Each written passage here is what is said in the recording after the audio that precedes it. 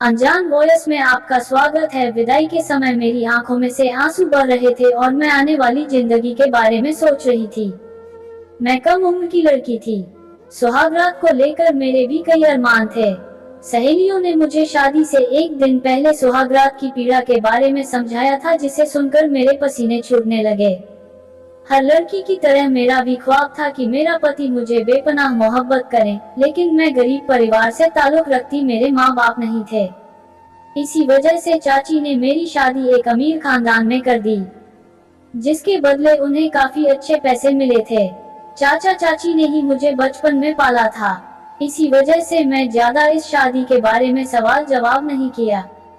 मैंने सोचा था कि चलो पति के घर में जाकर मुझे मान सम्मान तो जरूर मिलेगा, मैं अपने पति के साथ एक अच्छी जिंदगी बिता सकूंगी। लेकिन ससुराल में दाखिल होते ही मेरे पति मुझे कहने लगा, हमारे घर में रिवाज है कि दुल्हन को हमेशा घूंघट में रहना पड़ता है, उसे पति के सामने भी चेहरा दिखाने की इजाजत नहीं होती। जिसे सुनकर मेरे अंदर सवाल चलने लगे थे, लेकिन मुझ में हिम्मत नहीं थी।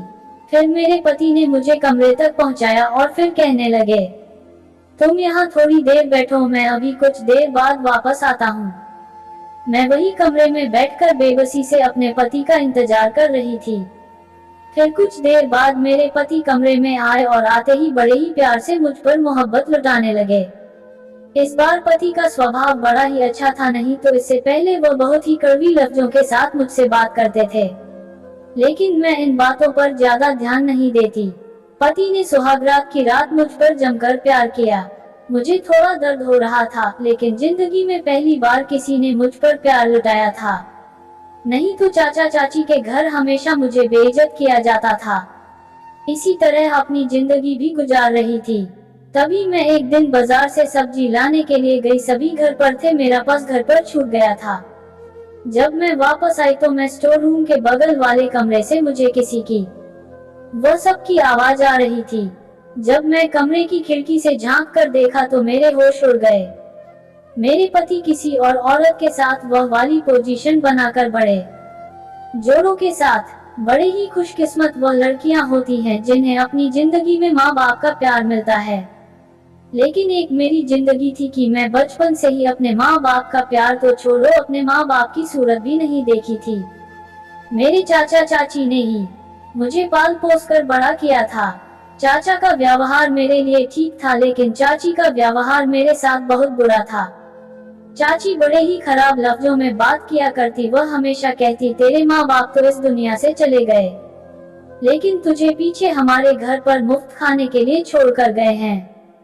ये सुनकर मुझे बहुत ही ज्यादा बुरा लगता था, लेकिन मैं चाची को कुछ भी नहीं कहती थी। चाची के खुद के 2 बच्चे थे जिनके साथ बड़े ही अच्छे लफ्जों में बात करती। जब चाची अपने बच्चों पर प्यार लुटाते तो उसे देखकर मेरी आंखों से आंसू बहने लगते। चाची ने कभी भी आज तक नहीं सोचा कि मैं भी एक बच्ची हूँ और मुझे भी माँ की ममता की जरूरत है। लेकिन कहते हैं ना, दुनिया में माँ बाप के अलावा हमारा कोई भी सगा नहीं होता। चाची हमेशा मुझे घर का काम करवाया करती। जब एक दिन चाचा जी ने मुझे भी बच्चों के साथ पढ़ने के लिए घर पर बात की, तब चाची चाचा पर बहुत गुस्सा होने लगी और कहने लगी, तुम्हारी खुद की 2 लड़कियां हैं और तुम खुद किसी दूसरे की औलाद के पीछे पैसा खर्च कर रहे हो। कल को इनकी शादी होगी तो कहां से क्या करेंगे? हम लोग को कोई जरूरत नहीं है सीमा को पढ़ाने की।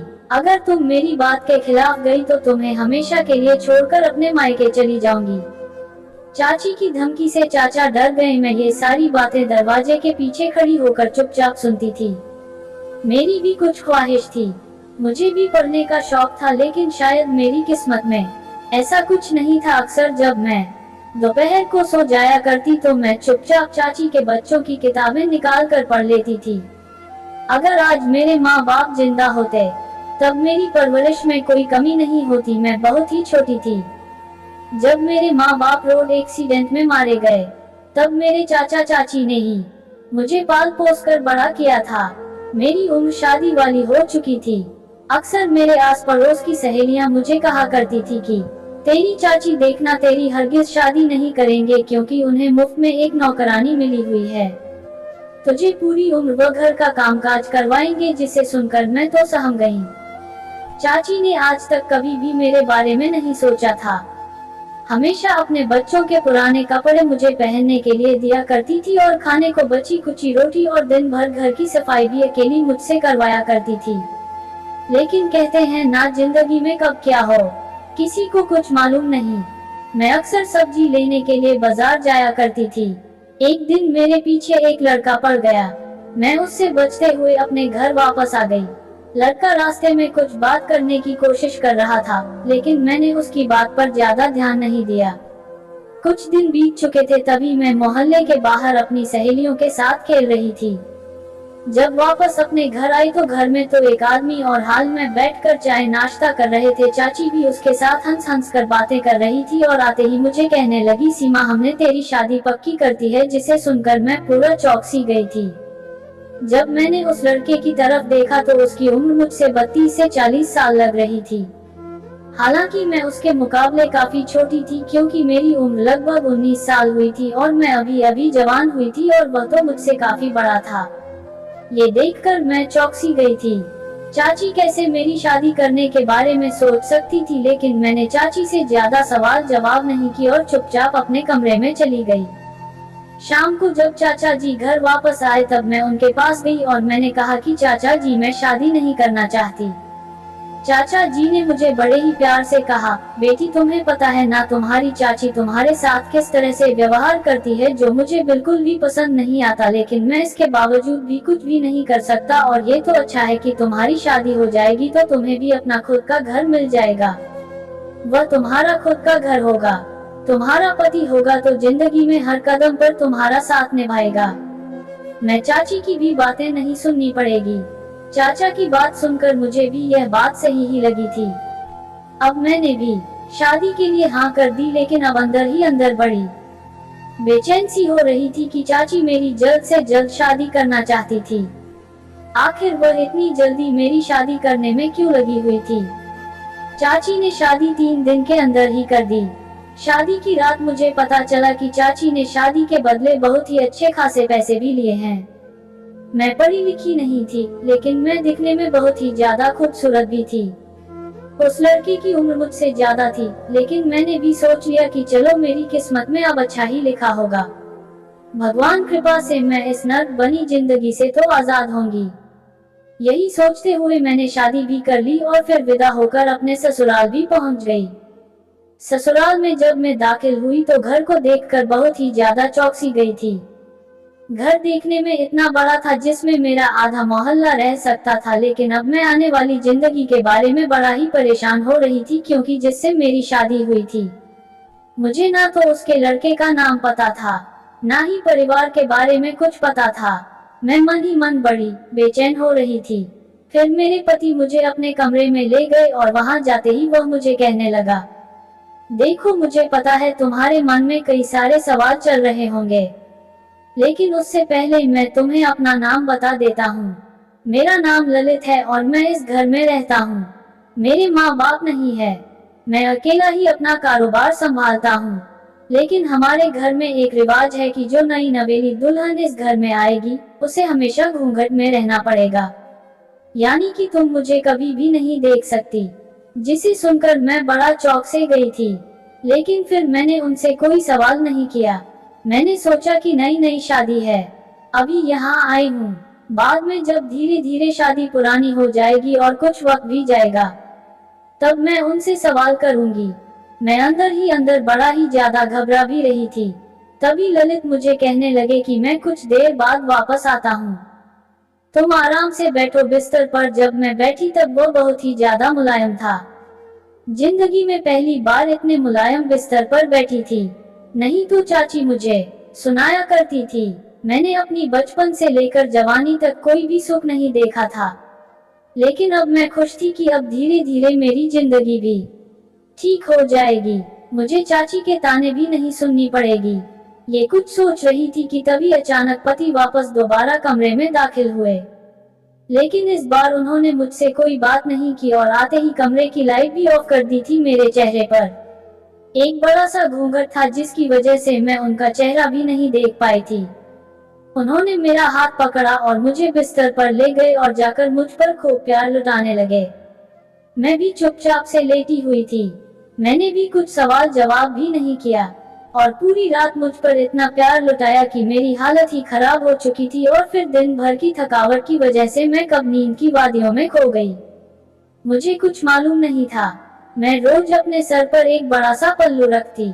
पति जब भी ऑफिस के लिए चले जाते तभी मैं आ जाकर अपना पल्लू उठाती थी। जब मैं खुली आंखों से पूरे घर को देखती तो पूरा हैरान रह जाती थी। मैं मन ही मन बड़ी ही ज्यादा खुश थी। आज मुझे खुद की एक जगह मिली थी। मुझे मेरा पति मिला था जिसे मैं अपना कह सकती थी और साथ ही साथ इस घर को भी अब कोई मुझे ताने भी नहीं दे सकता था। मैं यही कुछ सोच रही थी तभी मेरे दिमाग में एक बात आई। इतने बड़े घर में कोई भी नहीं रहता, वो इतना पैसा कमाते हैं और नौकर भी नहीं रखे। मुझे लगा शायद वह पैसों की बचत करते होंगे। अब मैं दिन भर काम काज में ही लगी रहती। पति मुझसे ज्यादा बात तो नहीं करते लेकिन अभी तक पूरे घर में मैंने उनकी एक तस्वीर भी नहीं देखी थी। मैं बड़ी ही हैरान हो जाती इस बात को सोचकर कि आखिर पूरे घर में उनकी एक भी तस्वीर भी नहीं है। पति की एक भी तस्वीर ना होते हुए मैं बड़ी परेशान थी और ऊपर से यह पति के इस रिवाज को जिसमें उन्होंने कहा कि मैं उनका कभी चेहरा भी नहीं देख सकती। मुझे इतना कुछ इन रिवाजों के बारे में नहीं मालूम था। तभी हम मन ही मन सोचने लगे। जिस दिन मैंने घर में एक आदमी को देखा था, शायद चाची ने मेरी शादी उसी लड़के के साथ की है। इसी वजह से मैंने ज्यादा इन बातों पर ध्यान नहीं दिया।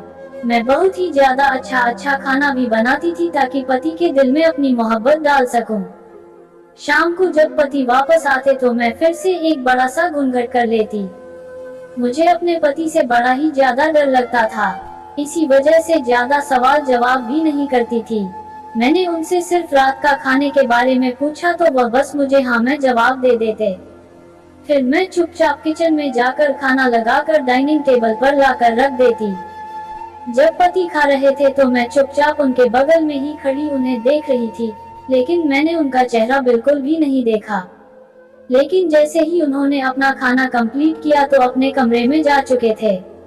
उन्होंने एक बार भी मुझसे बात नहीं की थी, जिसे देखकर मैं बड़ी ज्यादा परेशान होने लगी। मुझे लगा काम की वजह से वो थोड़ा परेशान हो गए। इसी वजह से मैंने इस बात को इग्नोर कर दिया और चुपचाप किचन में जाकर खाना खाने लगी।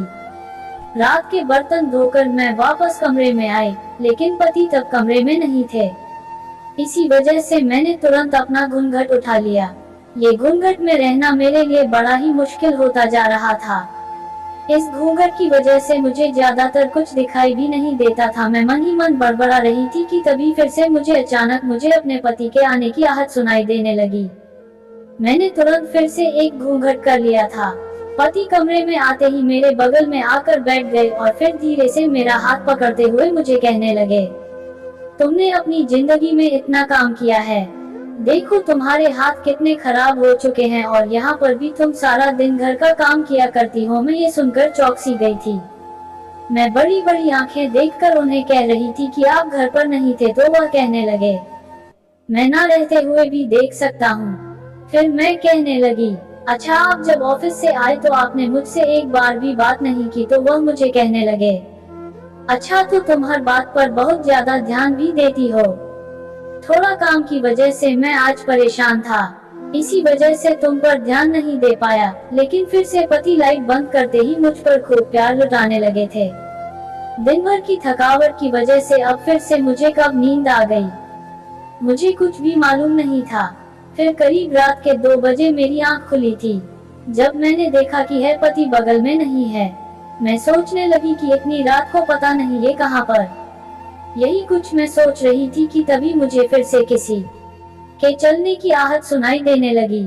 मुझे लगा मेरे पति वापस कमरे में आ रहे हैं। मैंने तुरंत बड़ा सा घूंघट ओढ़कर दोबारा लेट गई। विहान फिर बाद में चुपचाप कमरे में आकर ले चुके थे। मैंने सोचा कि पता नहीं इतनी रात को कहाँ गए थे। फिर मुझे लगा शायद टहलने के लिए गए होंगे। ये कुछ सोचकर मैं दोबारा नींद में आगोश में खो गई। इसी तरह दिन भी बीत रहे थे। अक्सर पति शाम को जब भी घर वापस आते तब मुझसे एक लफ्ज भी बात नहीं करते। मैं ये सब देखकर बड़ी ही परेशान होती थी। ये देखकर मुझे तो ऐसा लगता था जैसे कि वह मुझे बिल्कुल जानते ही नहीं है। लेकिन रात को जब मुझसे खूब बातें करते तो मुझे ऐसा लगता था जैसे कि मैं किसी दो शख्स के साथ अपनी जिंदगी गुजार रही हूँ। लेकिन फिर मैंने अपने आप को ये समझाते हुए कहा कि शायद मैं ही कुछ ज्यादा सोच रही हूँ और मुझे वहम नहीं करना चाहिए और मुझे इन सब के बारे में भी नहीं सोचना चाहिए। मेरे पति मेरे कमरे में आते तब रोज मेरे लिए कोई ना कोई तोहफा भी लेकर आते जिसे देखकर मैं बड़ी ही खुश होती। लेकिन एक दिन मैंने उनसे एक सवाल भी किया जिसे सुनकर ललित के होश उड़ गए। ललित मुझसे कहने लगे कि तुम ज्यादा इन बातों पर ध्यान मत दिया करो और सवाल मैंने ये किया था। मैंने उन्हें कहा था कि आपने मुझे अपना चेहरा देखने से बेशक मना किया है।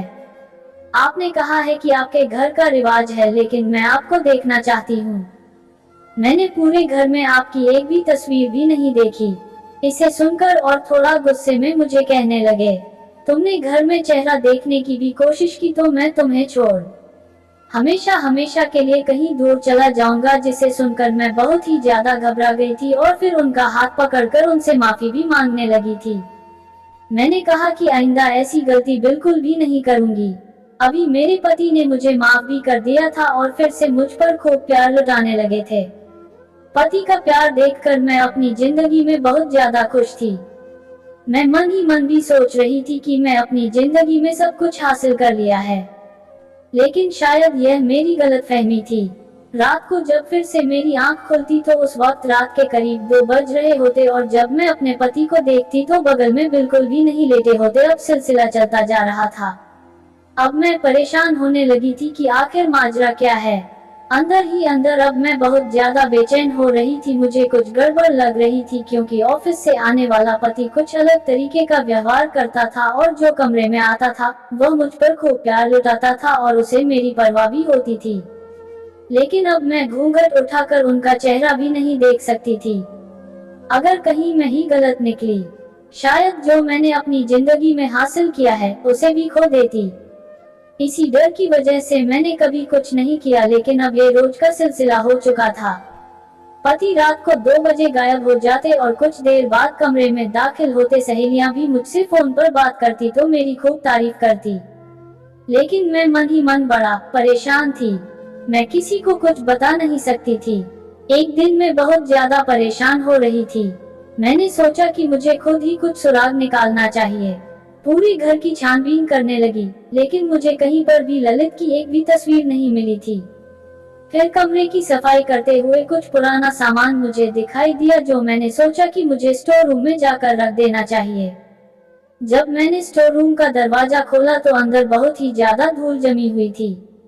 उस सामान को रखते ही मेरे बाजू की बोरी से एक सामान नीचे गिर गया। जब मैं उसे उठाने के लिए आगे बढ़ी तो ये देखकर हैरान रह गई कि सामने 2 शख्स की तस्वीर थी जिसे देखकर मुझे बहुत ही ज्यादा चिंता होने लगी थी। मैं मन ही मन सोचने लगी कि आखिर ये दोनों शख्स है कौन। अब मेरे दिमाग घोड़े की तरह दौड़ने लगा था। मुझे ये लगने लगा कि शायद ये दोनों लड़के ही मेरे साथ खेल खेल रहे हैं, लेकिन उन दोनों की फोटो काफी साल पहले की थी, जिनमें उनकी उम्र 15 से 16 साल नजर आ रही थी। मेरी परेशानियां बढ़ती ही जा रही थी। मैं मन ही मन अपने भगवान को याद कर रही थी और प्रार्थना कर रही थी कि मेरा बचपन तो मुझसे छीन गए और जवानी भी बर्बाद ना हो जाए, लेकिन कम से कम इस जिंदगी में तो मुझे शांति और खुशी की जिंदगी मिले। इन सब से परेशान होकर मैं कुछ दिन अपने चाची के घर चली गई। चाची मुझे देखकर कहने लगी, सब ठीक तो है ना। गुस्से में मैंने उन्हें कहा कि आपने तो मेरी जिंदगी के फैसले खुद ही लिए थे, तब मुझसे क्या पूछ रही हैं? यही बात कहकर मैं गुस्से से अपने कमरे में चली गई। मुझे 1 हफ्ता बीत चुका था, लेकिन इन हफ्तों में मुझे एक ही बार ललित की कॉल आई थी तो मुझे कहने लगे, सब ठीक तो है ना। तुम बिन बताए अपने घर चली गई। मैंने कहा कुछ नहीं, बस ऐसे ही। यही कहते ही ललित की दूसरी कॉल आने लगी। तभी उन्होंने मेरा फोन काट दिया और उसके बाद एक बार भी कॉल नहीं किया। फिर एक दिन मैं चुपचाप वापस अपने घर चली गई। घर की चाबी मेरे पास थी, इस वजह से मैं धीरे से दरवाजे को खोल लिया, लेकिन घर के अंदर दाखिल होते ही मुझे किसी औरत की आवाज आने लगी। मैं उस आवाज को सुनते एक कमरे में दाखिल हुई तो ये देखकर हैरान रह गई कि बिस्तर पर एक आदमी औरत के साथ वो सब कर रहा था।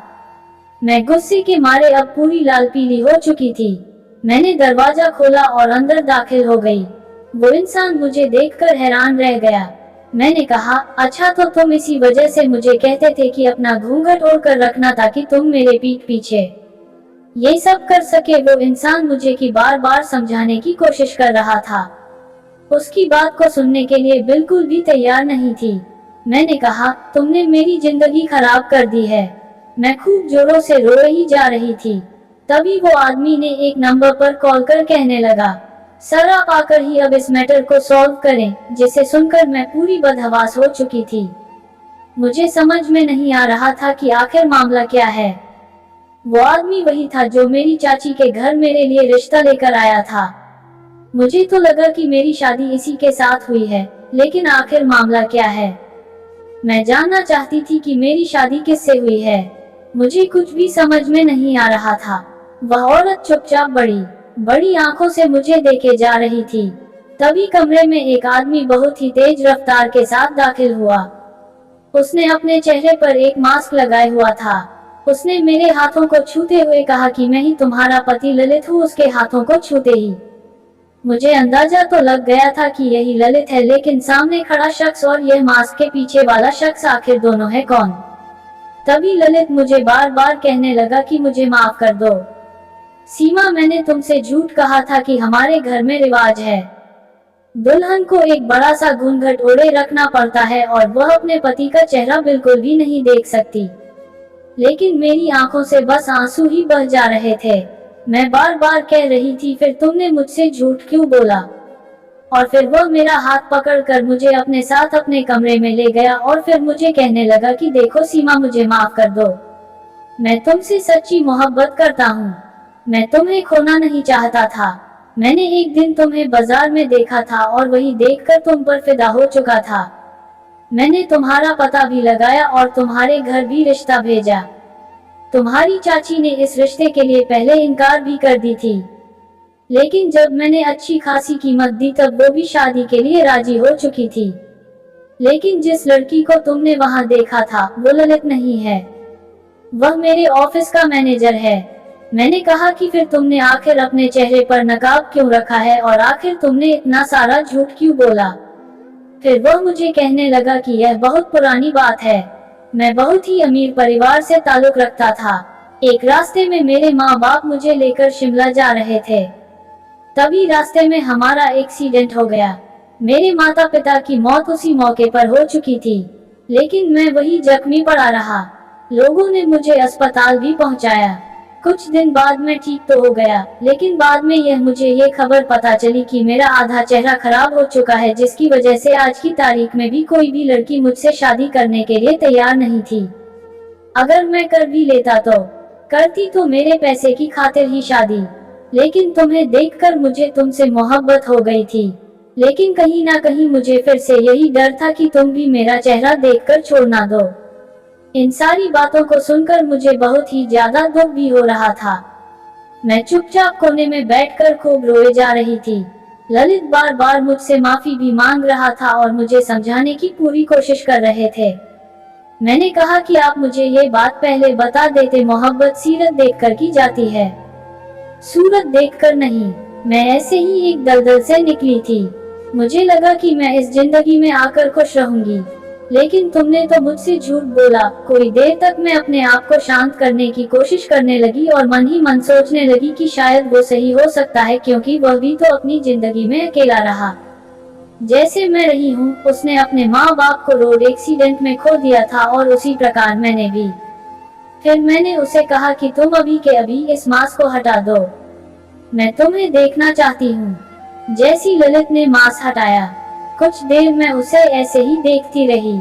फिर मैंने उसे कहा कि अगर तुम ये बात मुझे पहले बता देते तो शायद हम दोनों के बीच आज इतना झगड़ा ना होता। फिर मैंने ललित को भी माफ कर दिया था और उसे गले लगा लिया। अब मैं अपनी जिंदगी में बहुत ही ज्यादा खुश हूँ, क्योंकि ललित की मोहब्बत देखकर हमें सारे गिले शिकवे भी भूल चुकी थी। और अब मेरी शादी का पूरा 1 साल बीत चुका है और मुझे एक प्यारी सी बेटी भी हुई जिसका नाम मैंने रानी रखा है। तो दोस्तों, आप लोगों को ये कहानी कैसी लगी कमेंट करके जरूर बताइएगा और हमारे चैनल अनजान वॉइस को जरूर सब्सक्राइब करें। फिर मिलेंगे एक और दिलचस्प कहानी के साथ। धन्यवाद।